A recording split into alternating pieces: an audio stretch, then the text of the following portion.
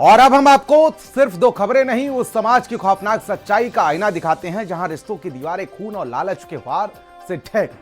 कहीं दादी की थाली में जहर घोल दिया गया तो कहीं एक ही घर में 3 लाशें बिछा दी गईं। वाराणसी में नौकरी की लालच ने पोती को कातिल बना दिया और गोरखपुर में एक नाबालिग ने अपने ही परिवार को नींद में मौत के हवाले कर दिया। घर जो कभी सबसे सुरक्षित जगह माना जाता था, आज वही सबसे बड़ा कत्लखाना बनता दिख रहा है। आंसू हैं, चीखें हैं और टूटे हुए रिश्तों की दास्तां है जहां कभी भरोसे दम तोड़ चुके हैं और इंसानियत खून से सनी हुई नजर आ रही। सवाल ये नहीं कि कौन आरोपी है, सवाल ये है कि आखिर रिश्तों के अंदर इतनी नफरत कैसे पनप गई कि वो अपने ही खून के प्यासे बन गए। रिपोर्ट के जरिए आपको दिखाते हैं पूरी कहानी।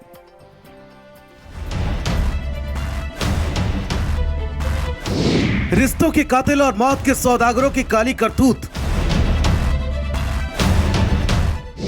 जहां खून और लालच ने रिश्तों की दीवारें गिरा दी,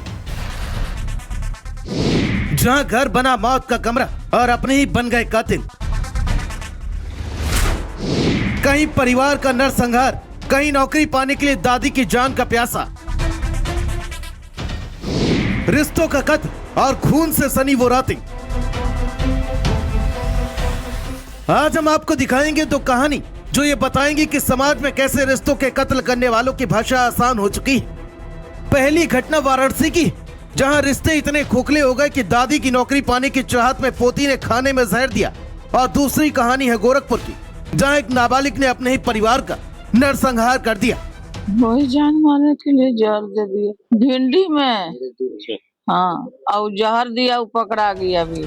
इस महिला के आंसू सूख कर सफेद हो चुके हैं, बुढ़ापे का विश्वास टूट चुका है और दुनिया में रिश्तों के कत्ल का एहसास हो चुका है।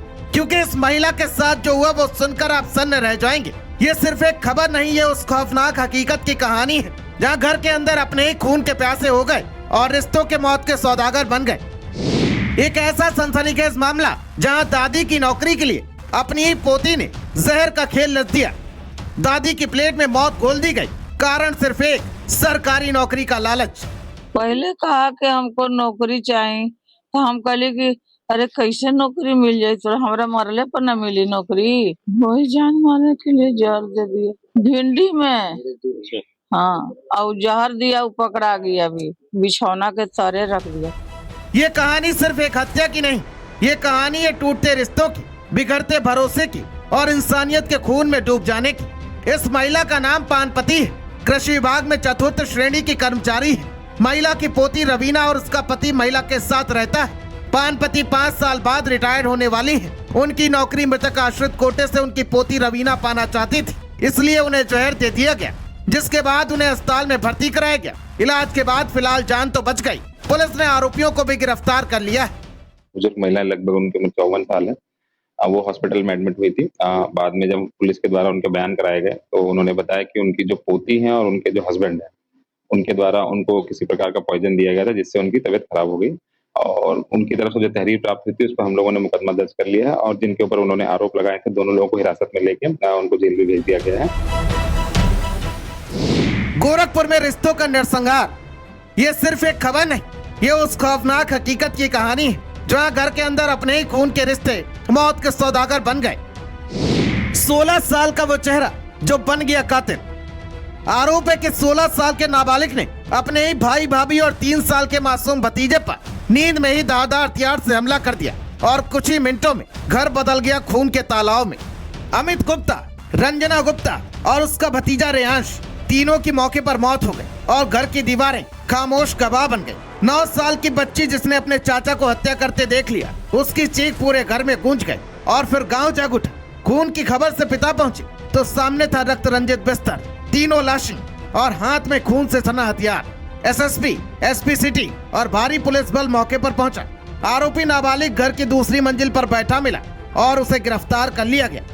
उच्चाधिकारी गणों के द्वारा मौके का मुआयना किया गया और फॉरेंसिक टीम को भी वहां पर मौके पर बुलाया गया। समस्त मौके मुआयने के पश्चात ये पाया गया कि वहां पर एक बंद कमरे के अंतर्गत जो एक अमित गुप्ता है और एक रंजना गुप्ता है और उनके बच्चे रेयांश गुप्ता जिसकी उम्र 3 साल है, इनकी डेड बॉडी मौके पर है। पुलिस पूछताछ में सामने आया कि परिवार में चल रहा था दुकान और संपत्ति का विवाद। छोटे भाई को डर था कि बड़ा भाई उसकी जमीन और दुकान पर कब्जा कर लेगा और यही डर बदल गया खून की आग में। तीनों ही डेड बॉडीज को कब्जा पुलिस में लेते हुए शव को पोस्टमार्टम के लिए भेज दिया गया है। वर्तमान में अभी आरंभिक जांच के दौरान यह पाया जा रहा है कि यह घटना मृतक के छोटे भाई के द्वारा कारित की गई है और इस संबंध में आरंभिक जांच के दौरान जो पूछताछ है उसके द्वारा आला कत्ल भी बरामद कर लिया गया है। मृतक के पिता के द्वारा दी गई तहरीर पर संबंधित अभियोग थाना बांसगांव अंतर्गत सुसंगत धारा के अंतर्गत पंजीकृत किया जा रहा है। यूपी के 2 जिलों की कहानियां सिर्फ एक हत्या नहीं, ये कहानियां टूटते रिश्तों की, बिखरते भरोसे की और इंसानियत के खून में डूब जाने की। कहीं भाई भाई का दुश्मन बन गया, कहीं पोती दादी की जान के दुश्मन बन गई। अब सवाल ये नहीं कि कातिल कौन है, सवाल ये है कि रिश्ते आखिर इतने बेरहम कब से हो गए। स्पेशल डेस्क, भारत समाचार।